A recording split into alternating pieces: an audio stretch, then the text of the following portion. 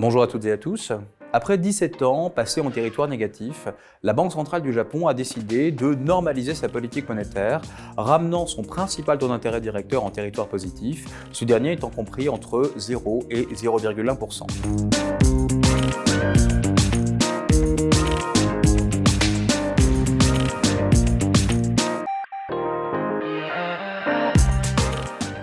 Dans le même temps, la Banque centrale a décidé de mettre un terme à sa politique de contrôle de la courbe des taux, mettant ainsi fin, là aussi, à ses achats d'actifs, notamment sur le marché des actions. Alors cette décision est le reflet d'une normalisation et d'une amélioration structurelle de l'économie japonaise, celle-ci étant manifestement sortie, de manière quasi définitive, peut-on le dire, de la situation de déflation que connaissait l'économie depuis plusieurs décennies. En parallèle, on peut également indiquer que l'économie japonaise est en train de connaître une boucle prix-salaire qui, manifestement, a conduit la Banque centrale à prendre cette décision, et aujourd'hui le marché scrute les futures décisions de la BOJ. Dans le même registre, la Banque nationale de Suisse a cette fois-ci pris à contre-pied les marchés en baissant de 25 centimes son taux d'intérêt directeur, préemptant possiblement la décision de la BCE pouvant intervenir au mois de juin ou au début finalement du troisième trimestre d'éventuels mouvements de taux d'intérêt. Alors la raison pour laquelle la Banque nationale de Suisse a décidé de baisser son taux d'intérêt directeur, c'était de lutter contre notamment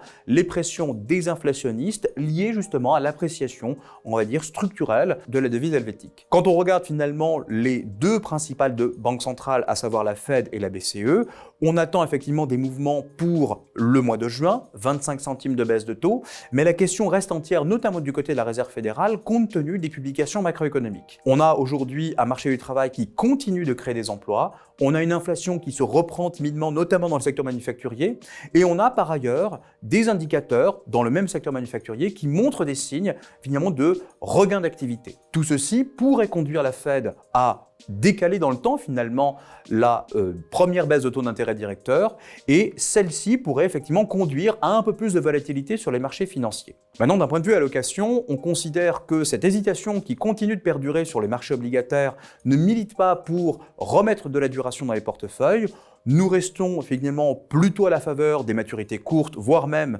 du marché monétaire. Et en parallèle, nous maintenons une exposition sur les marchés actions, considérant que la normalisation finalement de l'activité économique en zone euro, voire même de possibles surprises concernant les résultats des entreprises aux États-Unis, pourrait soutenir la classe d'actifs à brève échéance.